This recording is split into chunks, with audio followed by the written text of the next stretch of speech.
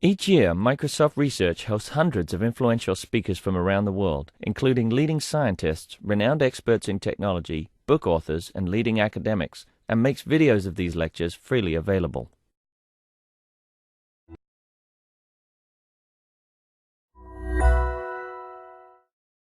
It's a pleasure for me to introduce Mohit Gupta. Mohit graduated with a PhD in robotics at CMU, and he's currently at Columbia, where he's a research scientist, and will be assistant professor at University of Wisconsin-Madison starting January of next year. So Mohit is an expert in computational imaging, more specifically, for example, in computational cameras, where he's interested in coming up with systems that are robust under very challenging situations. Mohit just told me that one of his work in structured light has been licensed by a Japanese company. So that's great. So Mohit. Thanks. Thanks, Singbing, for the introduction, and thanks a lot for inviting me. I'm going to talk about 3D cameras. Now, 3D cameras have a long history. This is perhaps the first known 3D imaging system. It's called photosculpture and was invented by a French sculptor called Francois Willim. Now, this consisted of a large room, something like this, and the subject who needed to be scanned would sit in the center of the room. There are a lot of cameras on the walls of the room, and each of these cameras would take an image, which were then manually put together to create a physical replica of the subject. Now, you can imagine this is not a very portable system, this is not very fast, and this did not create very high resolution 3D shape. We have come a long way since then. Current 3D cameras can capture very high resolution 3D shape in near real time. 3D imaging techniques, at least most of them, can be broadly classified into two categories. First are the triangulation-based systems like stereo or structured light. This is a typical structured light system. It consists of a camera and a projector.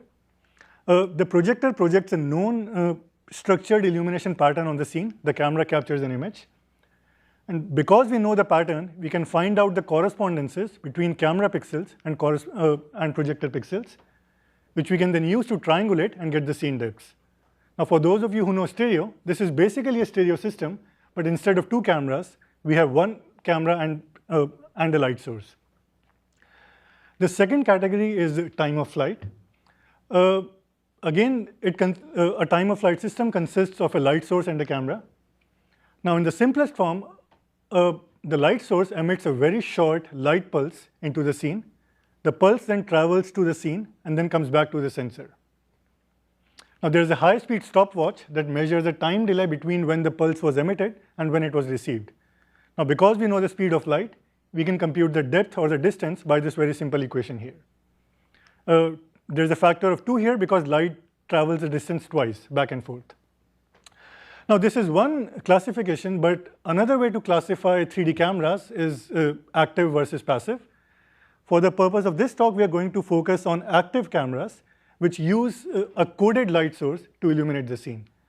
So both structured light and time of flight are active imaging techniques.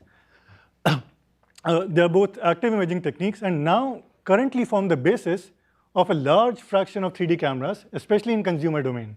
You guys all know about the Kinect. Now soon we will have these devices in our cell phones, in our laptops. Because of their low cost and small size, these cameras really have the potential to be the driving force behind a lot of new emerging applications. So think about augmented reality, robotic surgery, autonomous cars, industrial automation. Again, so there is a lot of potential, but in all these scenarios, these cameras will have to really step out of the laboratories, out of their comfort zone, into the real world, where they face a lot of challenges. So here is a 3D camera. It has its source and its sensor. Now, it is okay if this light source is the only one that is illuminating the scene.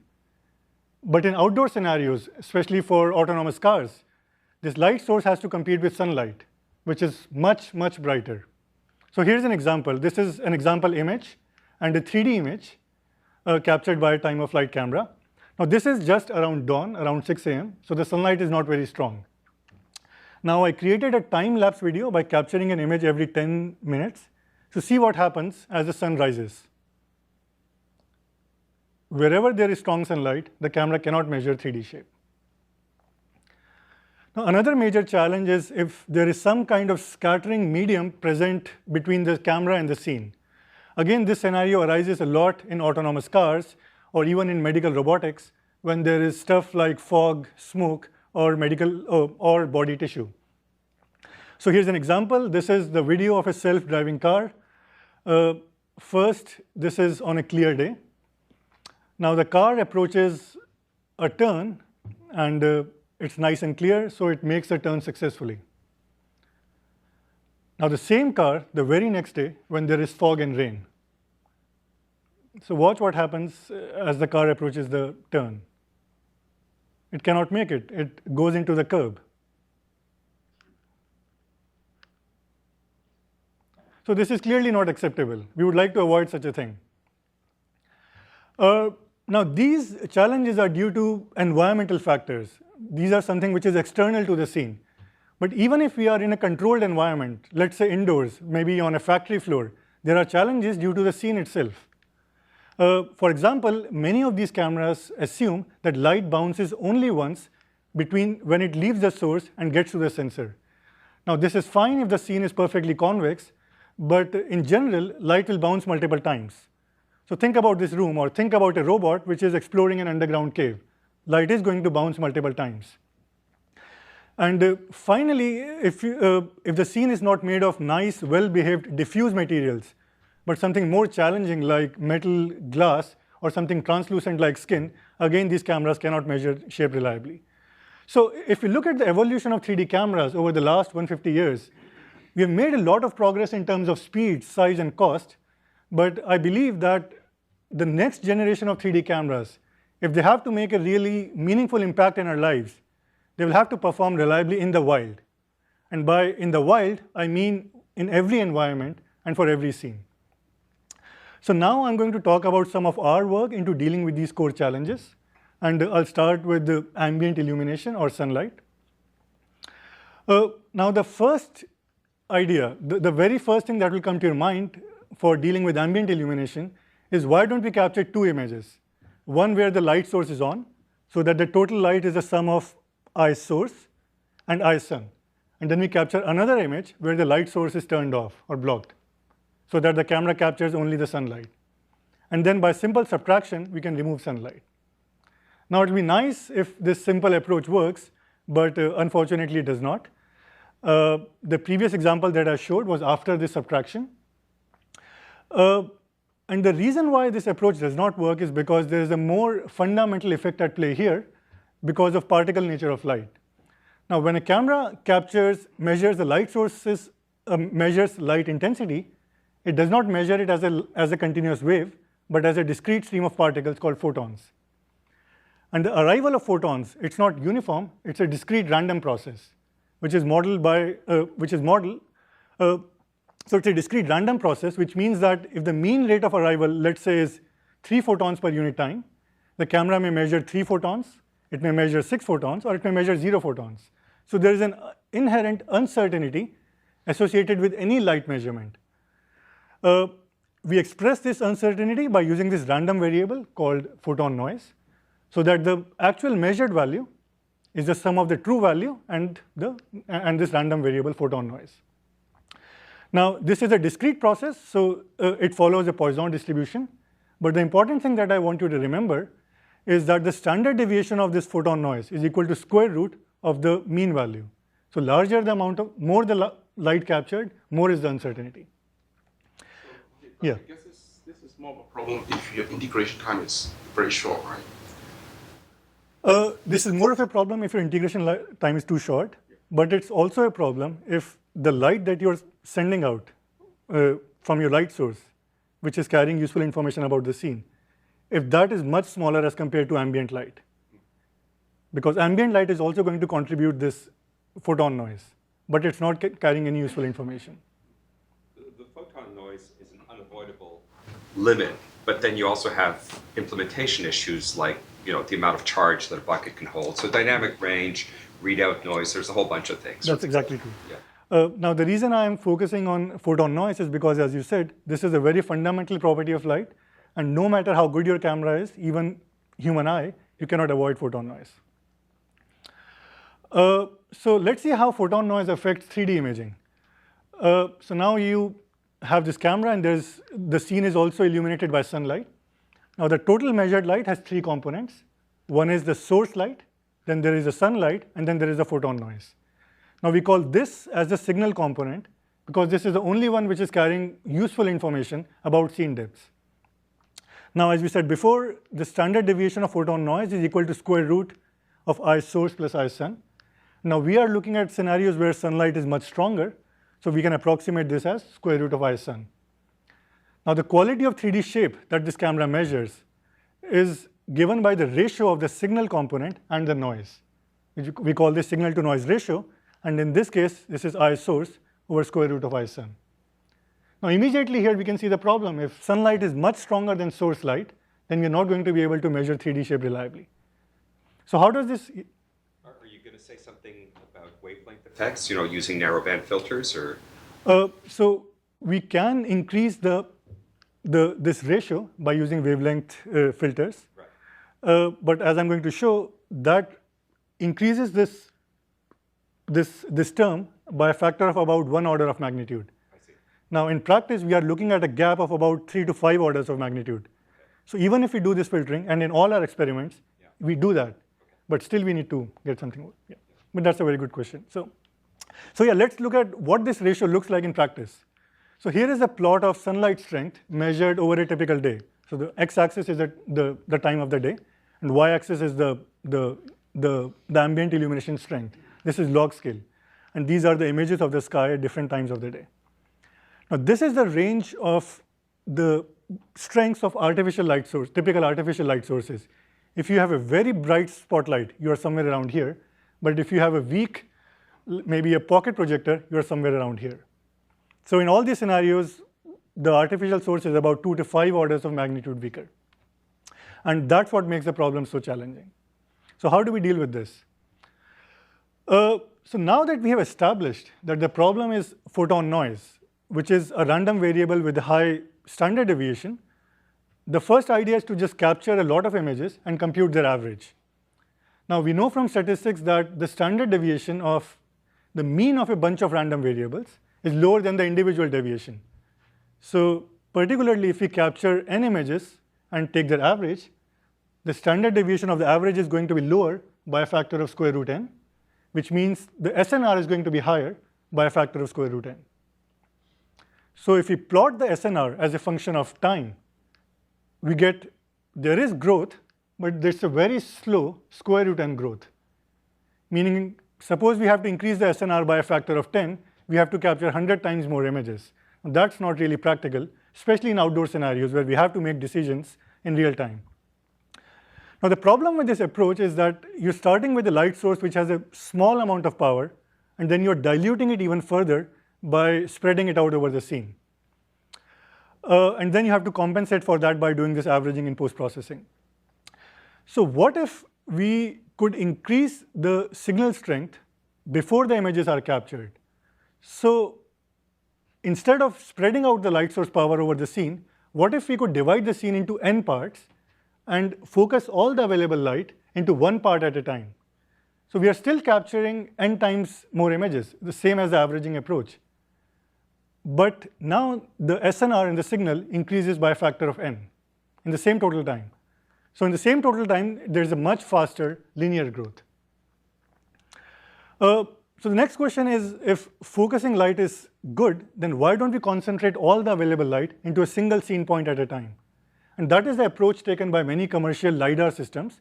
It works in that the signal strength is very high, but it's a very slow process. You have to scan over the scene one point at a time. Now, the other extreme is, of course, the averaging approach, which we talked about. That's also very slow. Now, our main observation, our main contribution here was to identify that these are just the two extremes in the space of light spreads. There is this whole unexplored space in the middle here, and that the optimal light spread lies somewhere in between. Now, intuitively, the spread should be small enough that we don't have to do too much averaging, and it should be large enough that we don't have to do too much scanning. So we have derived a theoretical expression for the optimal light spread. Here, rho is a system constant. It depends on the light source and sensor characteristics. But the most interesting thing here is that the optimal spread actually depends on the amount of sunlight, which means that if we have different scenarios, let's say sunny day, cloudy day, or night, the optimal light spread is going to be different. Decreasing sunlight, increasing light spread. Now, this is an interesting design. We are saying that the optimal camera for an outdoor scenario is the one which really adapts to the amount of sunlight. Now, this is fine in theory, but then a practitioner might ask, how do you implement such a light source? Now, remember that we cannot do this by blocking light. We don't want to lose light. So we really have to change the spread of light reactively to the environment. Now, if you look at this laser pointer, this is focusing all the light into a single point. If you look at this projector here, this is spreading out all the light. So there are fixed light spreads. How do you implement this light source with variable light spreads? We solved this optical problem by making this mechanical apparatus. Here's a polygonal mirror, and there's a laser diode, there's a cylindrical lens. And as the mirror rotates, this laser sheet is swept across the scene. Now, this apparatus is typically used in laser scanners, and typically this mirror rotates very fast, so that in the time that it takes for a camera to capture an image, this sheet has swept across the scene. Now, our main idea here was that if we could somehow control the rotation speed of the mirror, then we could achieve, or we could emulate a light source with different amount of light spreads without losing any light. So for example, if the mirror rotates slowly, then this sheet sweeps through a smaller area, but each scene point gets a lot of light. If the mirror rotates fast, then the same sheet sweeps through a larger area, but each scene point receives a small amount of light. Now we are not losing any light here. So these are some example images captured by our system. Here the scene was just a single flat white wall. From left to right, the rotation speed decreases. And if we plot the intensities along this horizontal scan line, we can see that from left to right, the spread decreases, but the peak intensity increases. The area under the curve for all these three cases is the same. That's just the total amount of light going into the scene. Now I want to show some real experimental results with this setup. So here is an example object placed outdoors, very strong sunlight, around 75,000 lux. In comparison, the total brightness of the light source was close to 50 lux. So again, maybe 3 to 4 orders of magnitude difference.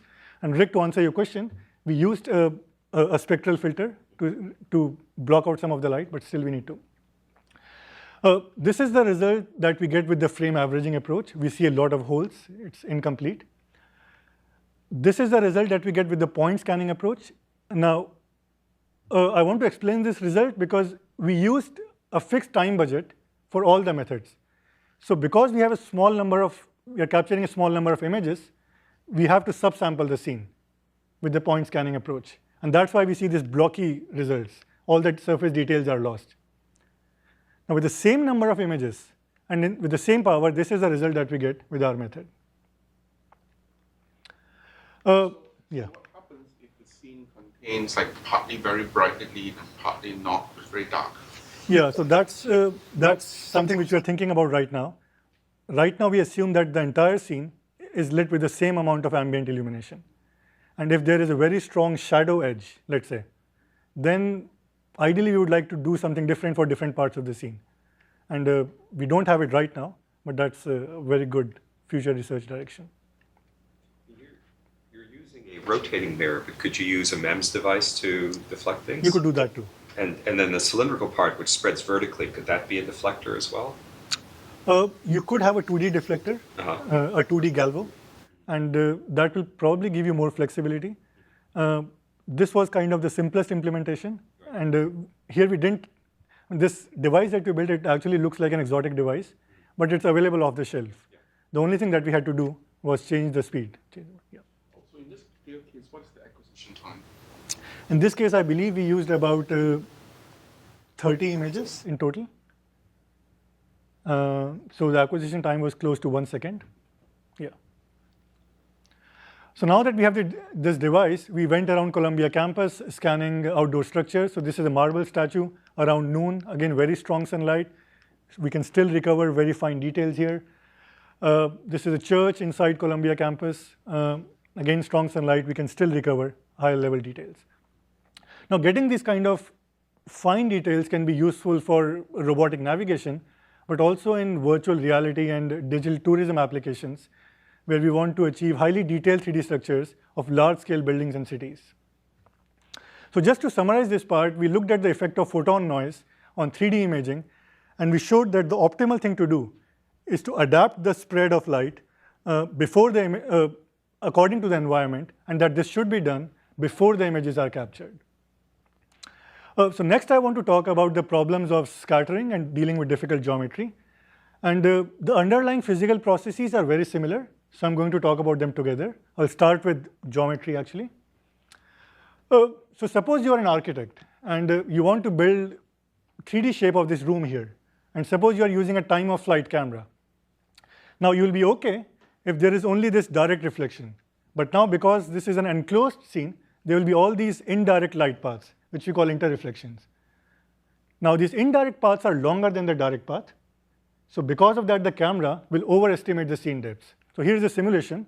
This is the camera view. This is the ground truth shape along this horizontal scan line. It's a square. This is the shape recovered using a conventional time of flight camera. Now there are two things to notice here. One, the errors are quite large. The scale of the scene is about 3 meters, but the error is about 1 meter, which is not acceptable in many settings, in robot navigation, in modeling, etc. The second thing to notice is that this is not a random IID kind of error. It's a very structured error, which cannot be removed in post-processing by simple filtering. So you have to do something, again, before the images are captured. So how do we deal with this problem? First, let's look at the image formation model in a bit more detail. Now this is a time of flight camera, but we are going to use the continuous model of time of flight, where the light source does not emit a short pulse, but emits light continuously. And the intensity of the source is modulated over time. So for example, it could be a sinusoid over time. So this is the light source intensity on y-axis, x-axis is the time. Now this light ray travels from the source to the scene and then comes back to the sensor. Now the light received at the sensor, it is also a sinusoid over time, but it's shifted. The amount of this phase shift is proportional to the travel distance. And we can measure the phase shift and hence we can measure the travel distance. That's how continuous wave time of flight cameras work. Now suppose the scene is a single flat plane. Each camera pixel will receive a single light path, and there will be a sinusoid corresponding to that. But if we make the scene a bit more interesting, a bit more realistic, this camera pixel starts receiving light along this indirect path as well. Now this path has a different length, so the sinusoid corresponding to it will have a different phase.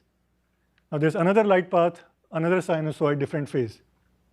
Now eventually the camera integrates all these rays, which means all these sinusoids are going to get added together. We'll get another sinusoid, which now has a different phase than what it should be.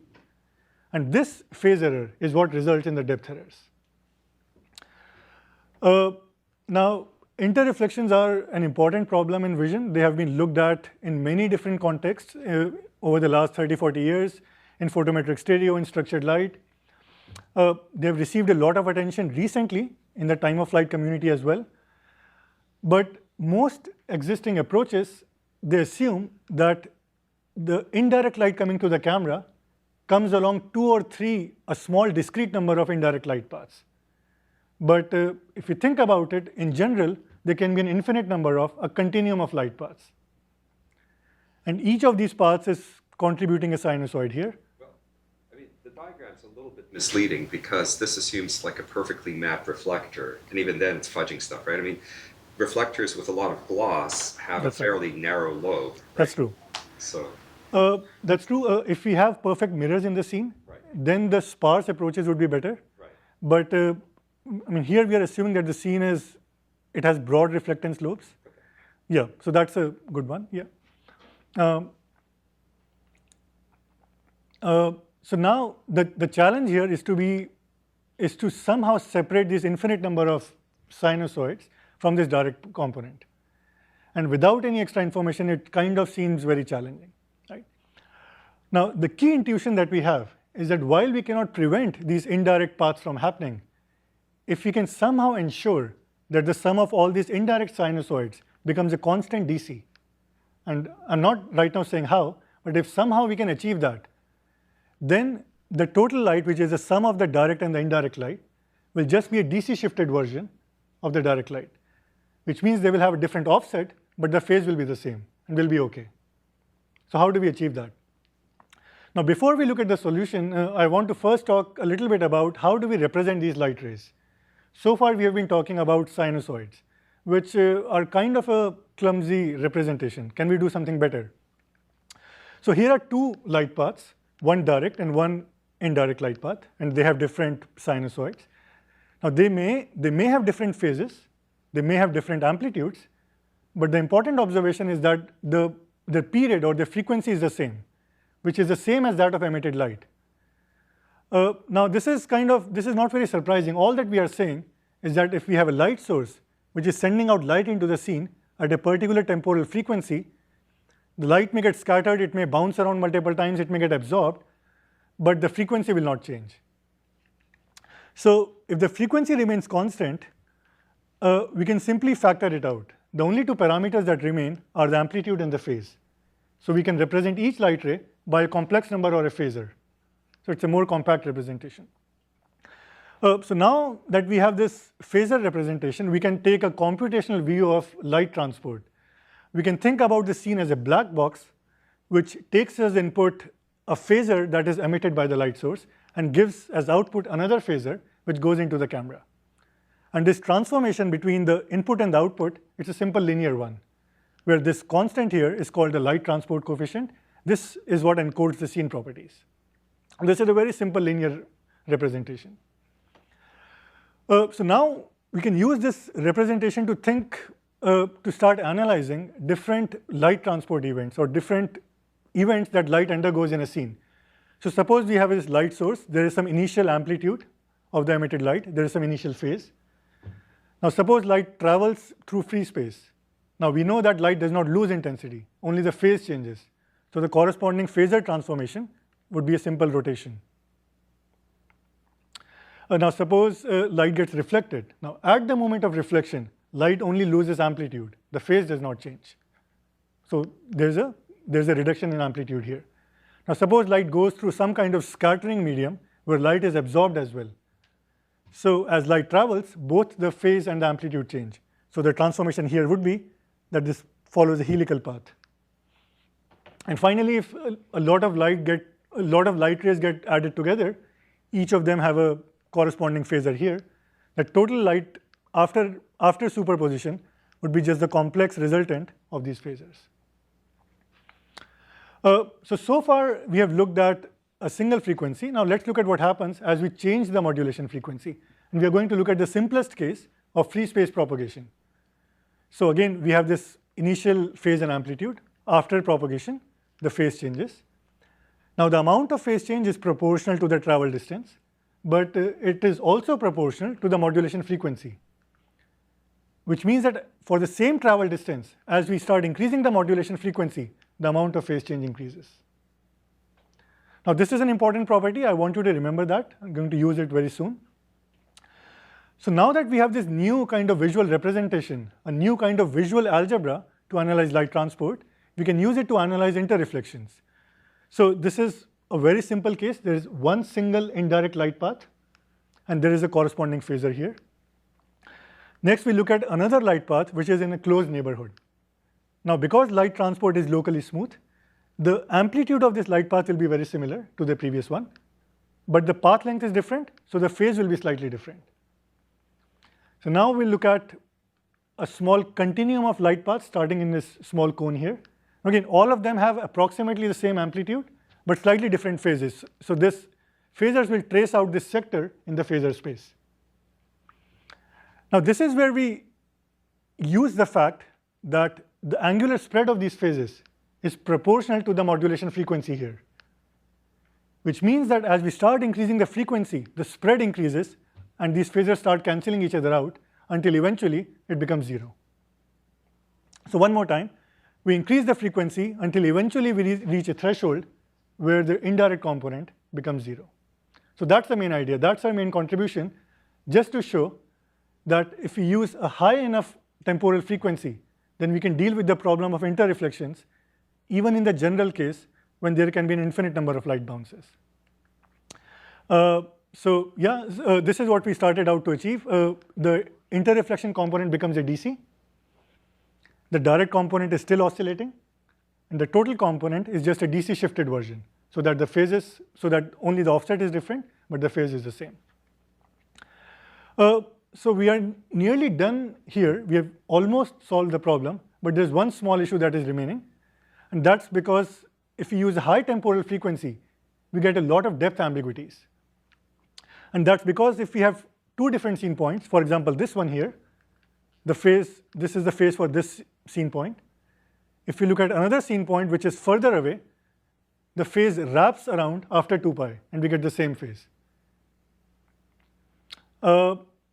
Now fortunately, this is a very well studied problem in many different fields, including interferometry, in acoustics, even in modular arithmetic, where the idea is if we use two high frequencies that are very close to each other, we can emulate a low frequency. This is kind of similar to emulating a beat frequency. So based on these ideas, we can maybe use two high frequencies that are very similar to each other, and we can estimate phases for both of them and use that to disambiguate the depth ambiguities. So based on this, we have developed a method called micro time-of-flight imaging, where we use two high frequencies that are very close to each other. We call this micro because both frequencies are high and the periods are small or micro. Now if we compare with conventional time-of-flight, it uses only 3 measurements. It uses a single low frequency and 3 measurements.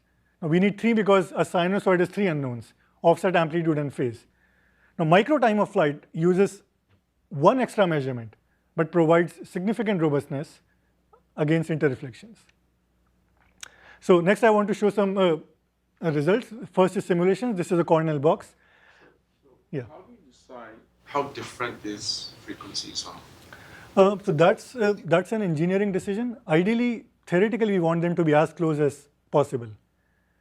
But there are practical limits imposed by the light source. Light source has a finite frequency resolution. So if we know something about the scene a priori, like maybe we know an approximate range of scene depths, so based on that we can do this kind of trade-off. Yeah. So this is a Cornell box. Again, will be okay if there is only direct reflection, but there are all these indirect bounces as well. This is the shape. This is the ground truth shape. This is the shape using conventional time-of-flight, and with one extra image, this is the shape recovered using micro time-of-flight. It's about a 2 order of magnitude improvement. So now, based on these ideas, we developed an experimental setup. This is a light source. It's a bunch of laser diodes, and the camera that we used it's a PMD Camboard Nano. This is a company in Germany which makes these customizable time-of-flight cameras, and we needed this to be customizable because we wanted to change the frequencies. This is the experimental scene here. It's a canonical scene for studying interreflections. It's a corner scene. There are 2 faces. There's light bounces between these 2 walls. And we kept the right wall to be movable so that we can change the apex angle to change the amount of interreflections. This is the image of the setup here. The fixed wall, the movable wall, and the camera here. These are 3 images of the setup for different apex angles, 45, 60, and 90 degrees. This is the shape recovered using micro time-of-flight for the 45-degree wedge. Now, probably a comparison is more instructive. This is the ground truth shape.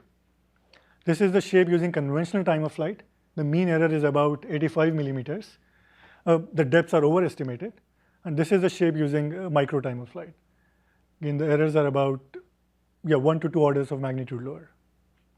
This one applies to continuous time of flight, right? So post time of flight wouldn't have this issue. That's right. And so what is the benefit of using continuous time of flight over post time of flight? It's mostly a cost argument.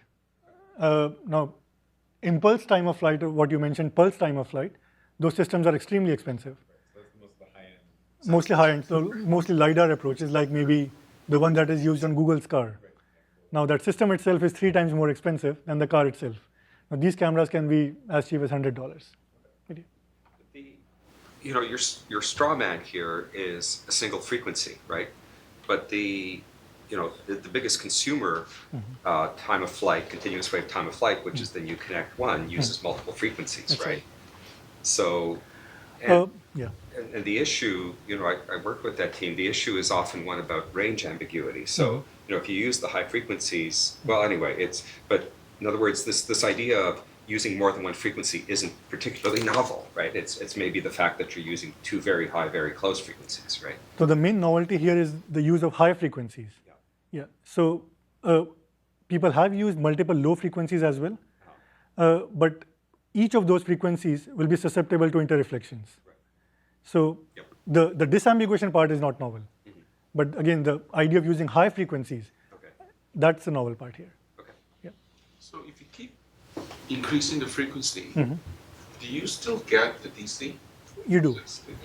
Okay. And the reason for that is this patch size of the scene that I used for this derivation. That's a mathematical construct. It's not a physical construct. So I guess your question is, if your frequency goes beyond that threshold frequency, would you still get the cancellation? You do, because you can still divide up your scene into smaller patches, where in each patch you get that cancellation effect.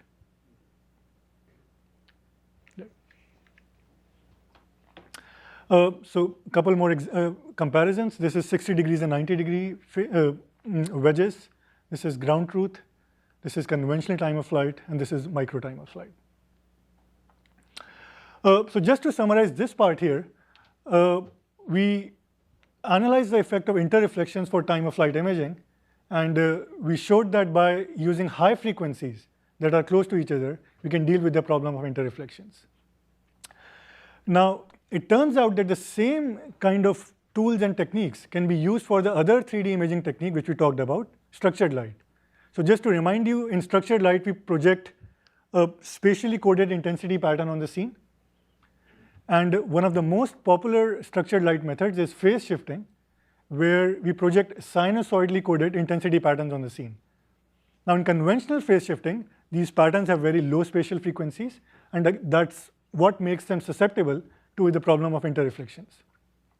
So if we do the same analysis that we did for time of flight, but now we do it in spatial domain instead of temporal domain, we can show that by using high spatial frequency patterns, we can deal with the problem of interreflections. So based on these ideas, we have developed a method called micro phase shifting, where we use only high spatial frequency patterns. Now, this is only a very broad intuition. I'm not going into details here. I just want to show some results for this method. So this is a scene. It's a concave ceramic bowl. Now, this actually is not very diffuse.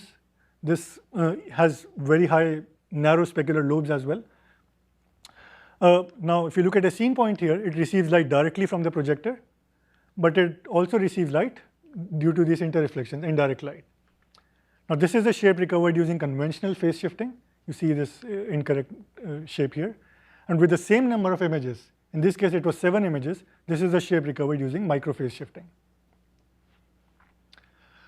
Now, this is another example. This is one of my favorite examples. Here we have a shower curtain, and there is an opaque background behind it. Now, the goal here is to recover the shape of the curtain itself, which is nearly transparent. Now, this kind of a scenario arises a lot in medical imaging, where there's a tissue which is nearly translucent, and there's an opaque surface behind that. Now, you'll be okay here if there is only this direct reflection from the curtain.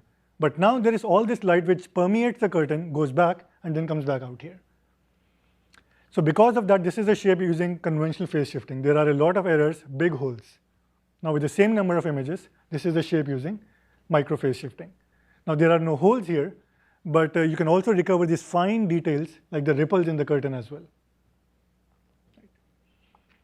Uh, What if you want to reconstruct the background?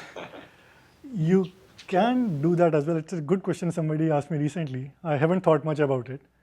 But yeah, I have to think. Since you already know the shape Yeah, of the thing in front, can you actually make use of that information to... you could do that. Yeah, you could have an iterative approach where you first reconstruct the foreground, and then once you know that, you can factor it into your reconstruction algorithm. And yeah, so that's a good thing to do in the future. Yeah. Next, I want to very briefly talk about the problem of scattering, because again, the underlying physical process is very similar. As I mentioned before, it's an important problem, especially for outdoor 3D imaging. So suppose we have a convex scene, a single convex scene. So the camera receives light only along a single direct path, a single sinusoid. But now there is some kind of medium between the scene and the camera. So now there are all these indirect light paths, which we call backscatter, which never even get to the scene. Now, as an interreflection, these light paths have different lengths than the direct path. So there are different phases here of the sinusoids. And because of that, there is phase error, and we get incorrect shape. Now, the main observation here is that this looks very similar to the case where there is interreflections. There is one direct component, and there is this whole bunch of indirect components. So maybe we can use the same tools that we developed for interreflections as well. So suppose this is a single simulation example. Here the scene was a hemisphere. This is a ground truth shape. This is the shape using conventional time of flight. Now the important difference here is that in scattering, the indirect paths are actually shorter than the direct paths. So the depths are underestimated. And now this is the shape using micro time of flight. Now I want to emphasize that this is only a very preliminary, only a simulation result, and scattering is a very, very challenging problem. But perhaps this is something which tells us where to proceed. This may be a good starting step. Again, I want to very briefly talk about dealing with difficult materials. Now, suppose our scene is made of something well behaved, something diffuse like wood. Now, these kind of materials scatter incident light almost equally in all directions, which means that irrespective of where the camera is, it receives almost an equal amount of light. But now if the scene is made of something which is more challenging like metal, now these cameras have a very narrow specular spike, as Rick mentioned. So now depending on where the camera is, it may either receive no light at all or a lot of light. Now both are a problem. Now ideally we would like this surface to reflect light almost equally in all directions, but we cannot change the material properties. But one thing that we can do is, if we can somehow illuminate this surface not from a single direction but from multiple directions, then we can emulate this different. So one way to do that is to place a diffuser in front of the light source so that it acts as an area light source, which illuminates the scene from multiple directions, and now we get this reflections along multiple directions. So the light received by camera is now not coming from a single direction but from an integral of direction. Based on this intuition, we have developed a method called diffuse structured light, where we place a diffuser between the projector and the object. The important thing to notice here is that the diffuser cannot be just an arbitrary diffuser, because it's going to destroy the projected pattern. So there is a trade-off here. We need to somehow emulate an area light source without blurring out or without destroying the pattern. So the key thing here was to use a diffuser which is linear, meaning it scatters light only along one direction. And if we use a structured light pattern which is also linear, and we align this diffuser along that pattern, we get both advantages. We don't lose the structured light pattern, but we also get an area light source. I just want to show some results. So this is a coin, metal. This is the shape using conventional structured light. This is the profile view. You get a lot of errors here. And with the same number of images, this is the shape using diffuse structured light. These are some more reconstructions using diffuse structured light. And by the way, all the hardware components that we used are nearly off the shelf. This is a regular SLR camera, a pocket projector, and a cheap $100 diffuser.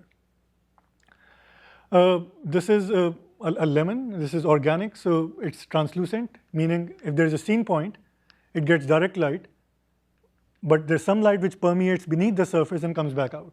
Now this is very similar to interreflections, so we can use maybe micro phase shifting to recover this thing.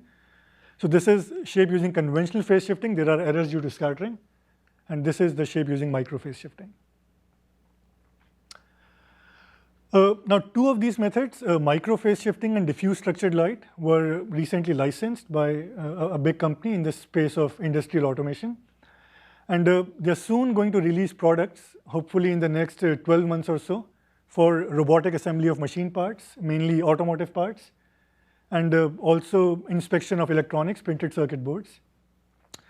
Now, this is a huge multi-billion-dollar industry, and it's very satisfying to see our research making an impact here. So, do you have time? 5 more minutes? Sure. Yeah? Okay. So, in the next 5 minutes or so, I want to just quickly talk about the lessons that we have learned from all this work and what are some future research directions. Now, a central theme of all the stuff that we have talked about is to develop computational models of light transport, or how light interacts with the physical world. We have developed models for many different processes, like interreflections, scattering, specular reflection, etc. For example, we talked about using the phasor representation to develop light transport model for time of flight imaging. Now here we use a phasor to model the temporal variation of intensity. But we know that light is an electromagnetic wave, meaning even if the intensity is held constant, there's an underlying electric field which oscillates over time.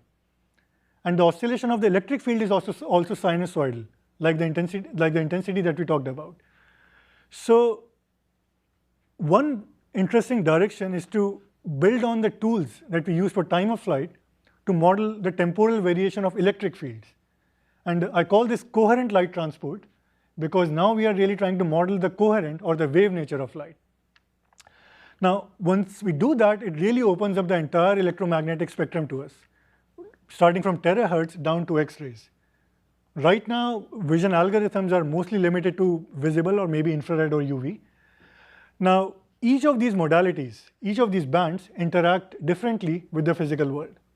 For example, we know that visible light cannot penetrate surfaces, but terahertz and X-rays can. So each of these bands can tell us something different about the scene. So for example, suppose there is an object here. If we use visible light, we can learn about the surface appearance. But if we want to learn about the underlying material properties, what this object is made of, we want to use terahertz or X-rays, which actually permeate beneath the surface and then come back out. Now the phase of light, the phase of the coherent light that reaches the sensor, it's a function of the path length here, which in turn is a function of the material properties. So fortunately now there are cameras which can measure not just the intensity, but also the electric phase. So it will be nice to develop algorithms which can interpret these intensity and phase images to start making inferences about the material properties as well as maybe some other higher order properties. With these kind of algorithms and the right cameras, we may be able to take vision beyond the visible spectrum into these different kinds of modalities. Yeah. In this particular example, that internal scattering, there must be millions of such paths. That's right. So wouldn't the phase pretty much get totally destroyed by the superposition of all these random paths? Whereas the coherence just disappears? It depends on the wavelengths that you use. Okay. If you use something like X-ray maybe, which has a very short wavelength, then the variation in the path length is going to be larger than the wavelength itself. Okay. So then you will lose all the coherence. But if you use something like terahertz, where the wavelength is of the order of maybe millimeters or even centimeters, then you have some hope of keeping the coherence. Okay. Yeah. Questions? So there are many applications for something like this. For example, you can start thinking about tools for personalized health monitoring, because you can start recovering properties about skin. So this can potentially be used for early detection of skin cancer maybe. Now this can be very useful for robotic grasp planning. Now for these applications, we want to know the material properties of the object that we are going to hold. Is it soft versus hard, rough versus smooth, etc. Another interesting application is robotic robotic agriculture. We want to figure out whether the crop is ripe for picking. Now, this can be very useful for preventing a lot of food wastage. Now, another application is, now coherent light has the property that it amplifies very small motion. So, if we can model that, we can start building tools for mechanical vibration analysis as well. It can be very useful in industry. Now, another direction, and this is very speculative, is we can start building models for different exotic physical effects. There's one example, birefringence. So many different materials like glass, when under mechanical strain, they develop two different refractive indices. And this is what results in this rainbow effect, which we see a lot in our windscreens. We all have used polarized glasses at some point or other to reduce glare while driving. There's another effect, fluorescence. Now, a large fraction of materials known to us are fluorescent, which means that even though the visible light image that we capture has some information, but we can recover much more information, much more hidden information if you look at the fluorescent, the fluorescence image. And finally, there are some processes which are not even natural, which are only present in synthetic materials like this negative refraction. Now, it will be nice to build models for these processes so that we can design vision systems that can capture information that was not possible with existing systems. Now, building these models will not be sufficient. We will also need the right cameras to capture these effects. As Heisenberg, the physicist, not the chemistry teacher, if you watch Breaking Bad, said that what we observe is not nature itself, but nature exposed to our method of questioning. Now, imaging and vision systems interact with nature by asking these visual questions, by capturing images. So, we need to design systems which ask the right kind of questions. Now, in vision so far, we have used this pinhole model of cameras, where light rays are mapped from a scene to a flat detector through this pinhole. Now, this is fine for capturing images for human consumption, but it can be restrictive for computer vision systems. Going forward, we really need to expand the notion of cameras to a general light recording device, which may map the light from the scene to the detector in novel ways by using different kinds of, new kinds of optics. The detector itself may be curved, it may even be flexible. The camera may measure light across a wide range of bands, but perhaps most importantly, these cameras will not just passively observe the scene. They will have a programmable light source which will actively influence the image formation process. These light sources will act as probes that tease out extra information from the scene. Now, this field of active illumination or active vision systems, it's a very rich field in itself. There is a lot of research that has gone into it, not just in vision, in many different fields. Right now, I and Sri are in the process of putting together a book on which gives a comprehensive introduction on all these active methods. We are learning a lot while writing this book, and we hope that it will excite the readers about this field of active vision and vision in general. So thanks a lot for listening, and I'll be happy to take any questions.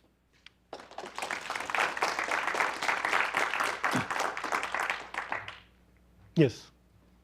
In your structured light experiments earlier, you mentioned that you're changing the speed of your mirror, right? So you mentioned that you might use slow, medium, or fast speeds, but how are you actually calculating what that speed should be? So we have a system where the camera first captures two extra images, one with the light source on and then one with the light source off. And that gives you an indication of the ratio of the projected light versus the ambient light. And based on that, it's a feedback loop kind of a thing. We change the rotation speed. Okay, I see.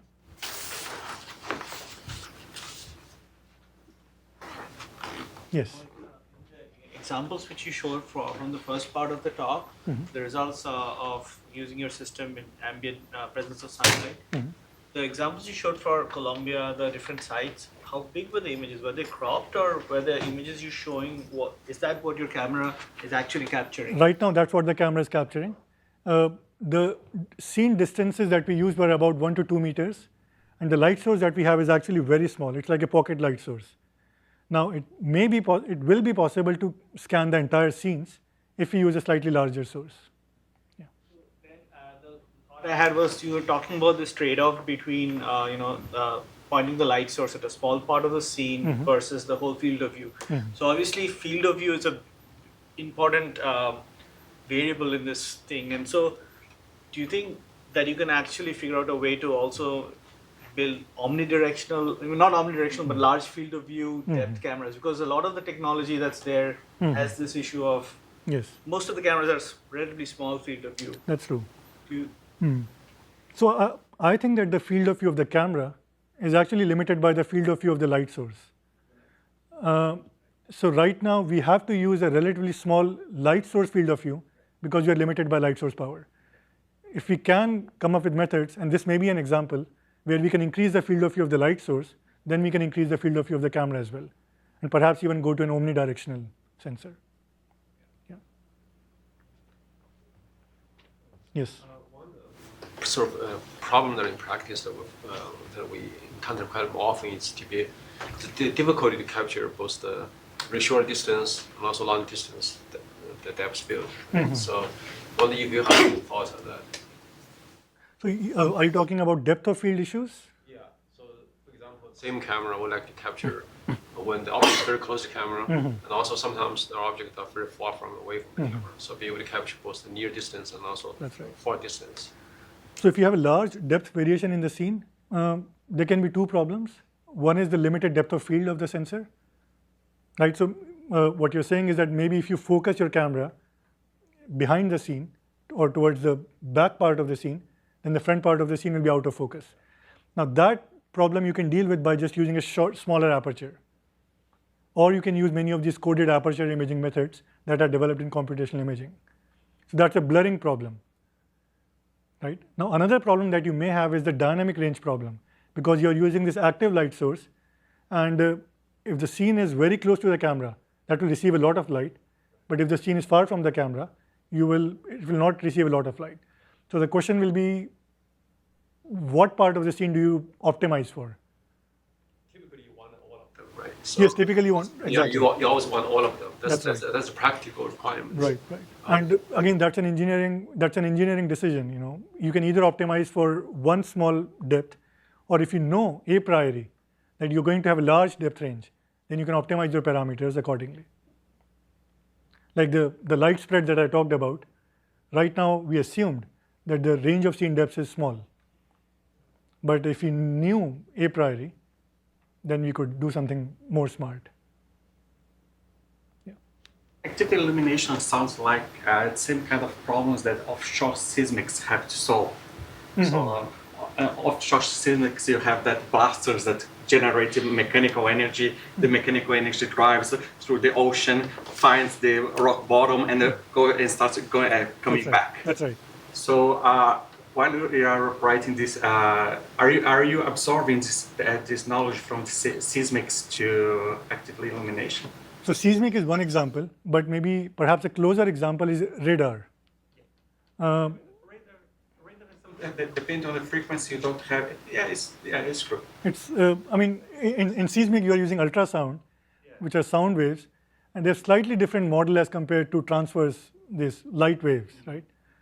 So as I said, the closer model is radar, and indeed a lot of these problems have been looked at in radar community as well, like the problem of interreflections, etc.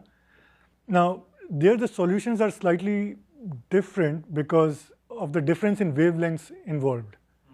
Now, many of these problems are not that severe if you are using radar because the wavelengths are large, and the kind of scene structures that you are observing, their scale is actually smaller than the wavelength of light that you're using.